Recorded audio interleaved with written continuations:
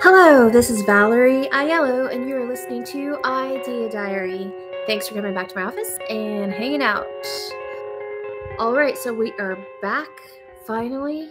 Had a little show hiatus, but I think I've got everything ready to go, figured out. I've kind of organized the room a little bit better, so I have a couch here that I can sit on and hopefully record live any moment. I don't have a lot of room in my space, so it's kind of one of those things where I have to set up and break down every time. I can't just let it go and just kind of be there. We'll see if one day I can just have a setup that I can walk into and push record at any time. That would make life so much easier. But at the moment, we are setting up and breaking down. One of the things that I had to do was, upgrade a few things. I have a new laptop, which, if you know, the new MacBook Pros do not have USBs, which is what I have, a USB mic, so I had to get a docking station, along with some other things. Do want to do one of those use my phone as a webcam situation, but I haven't got that all set up yet. But I think using the Elgato Epoch app, I think that's a simple, cheap solution. So for those of you who don't know, you can use a webcam if you go live. Obviously, laptops usually have the webcams already built in, or you could buy a fancier one so your visuals look a lot better. I'm not at that stage where I necessarily need to worry about that. But you can also hook up a fancy camera, but you need a capture card, a video capture card for a camera. Even though your phone's a camera, you still need this little thing that will communicate with your computer that you're wanting to use a certain camera. There is an app version. Instead of buying a $100 Elgato Capture Link stick, there are some cheaper options out there. I'm getting all my gear situated and organized. This podcast, I'm more worried about the audio being excellent more than the visuals, and the visuals are hopefully just like a plus. I've got to get back into the swing of things to where I'm not saying the ums and the ahs as much. I got to practice looking at the camera instead of looking at the little viewfinder thing of myself, which there's just little things that take time. For example, the ums and ahs, really hard to naturally not do when you are recording. And I think, it's just a skill that eventually you get great at. And that's kind of the difference between a professional and just a normal person that doesn't practice this. And I'm guessing there are some people that it comes naturally. I am not one of them, so I have to try really hard with that. The pausing, the thinking, the pausing when you're filming and there's no one responding, it's a little bit hard. I do a live stream version of each episode, but I try not to look at the chat. My goal is to hopefully just be able to push record, go live, and that's it. Do a show. Instead of having to record it, edit it, make it fancy. I think it's something that I can do, but it does take a little bit of practice, and, I got to get back into the swing of things. The more work you do, the faster you get. So that's always a positive thing.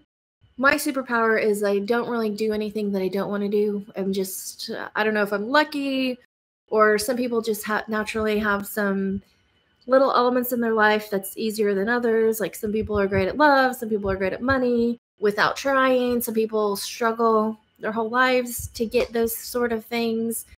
Some people are naturally skinny. Some people have to work out really hard.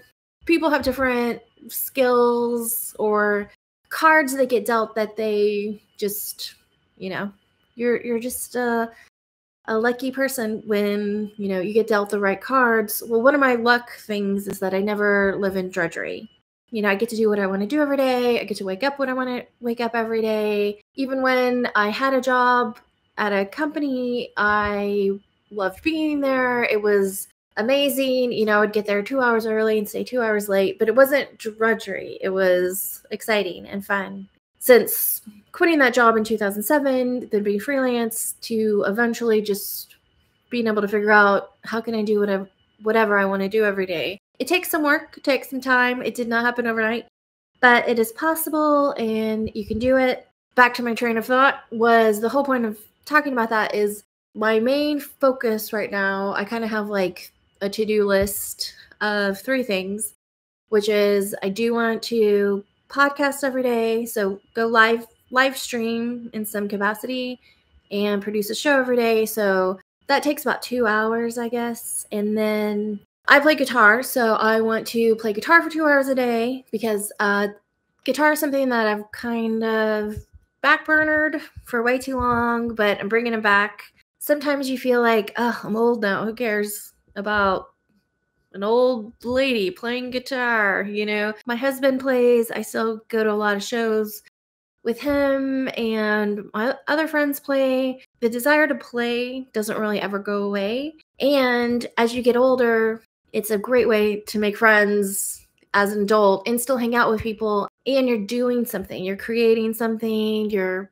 performing, and it's just something really, it's there for people to grab. You know, if you're feeling like no one goes out anymore, nobody wants to do anything anymore, or if things are feeling a little lonely, especially if you don't work at a company where there's an immediate 30 new best friends for you to hang out with and become friends with. I know it's a problem for some people to make friends after a certain age, but I would say one little life hack is get a band and don't feel bad that you're the 70-year-olds still playing shows. If people see what you're doing and you're trying hard and you're having fun, people respect it, and it is something to do. And it's not all about getting drunk and wasted and tearing apart hotel rooms. It's using your brain. It is using skill and getting out there, and you definitely meet people. You cannot avoid that aspect of it if you're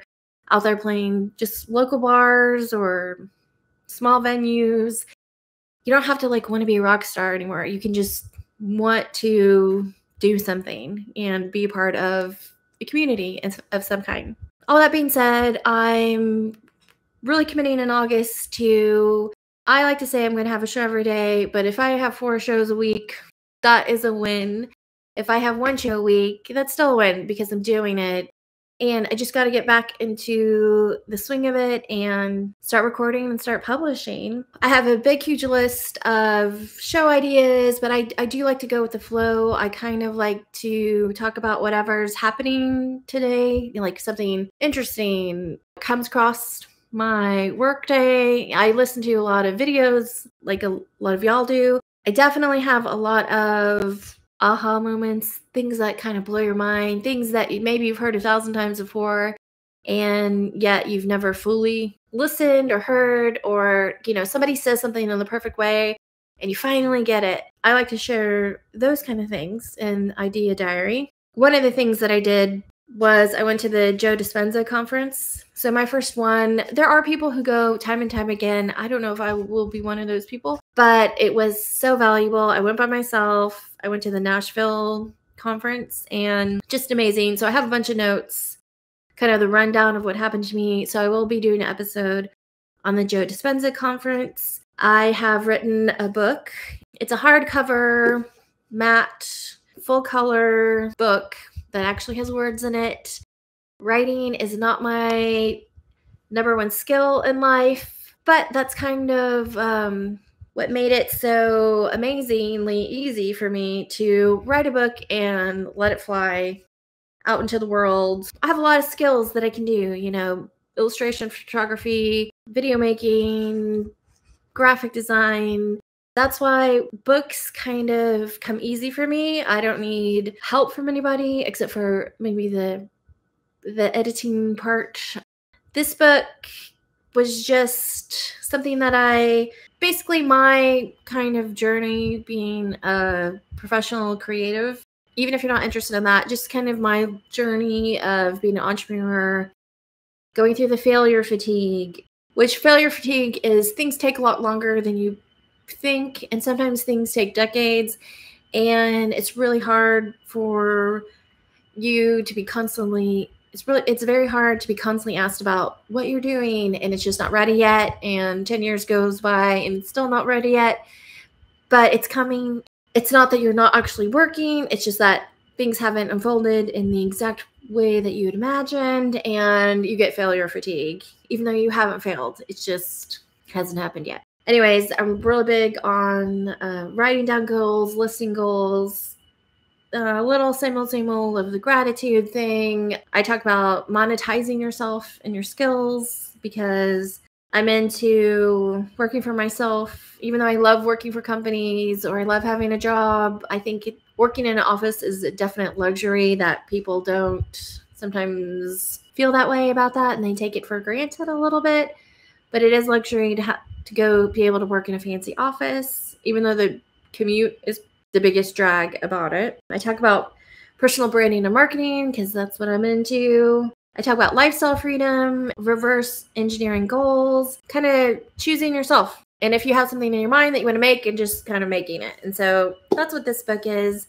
It is available where all books are sold. So now, after a few years of having a kind of small, tiny podcast, I finally have something to sell if anyone's interested. The goal of the book, I guess you would say, is I want people to feel like if you hang out with me, you're going to be inspired to like do what you want to do and just go for your goals. Even though everyone's path is different, it doesn't mean like you have to quit your jobs today, never work again for anyone else. You know, that can happen for some people, but it's not necessary. Like, it's totally cool to be a teacher, you know, for part of the year, and then a travel vlogger for part of the year. There are many different ways to have like a fulfilling life where you feel like you're making all the choices and you're achieving all the dream things. So I have the book. So I'm guessing you could say this show is sponsored by my book. All right, so I'm going to wrap this up. I'm trying to keep shows 15 minutes or less, and just a little snippet of hanging out with me for the day. I really appreciate if you've listened, and you can find me on all the social media places. Whatever your favorite social media platform is, hopefully I'm there. And hopefully if you want to write me, if you have any thoughts, and you can send me a DM. Or if you go to valerieaiello.com, there is a contact form, and you can send me a direct email from there. All right, well, thank you so much, and see you tomorrow. And if you don't, please yell at me, and I'll get off my butt and start making a show. Thank you.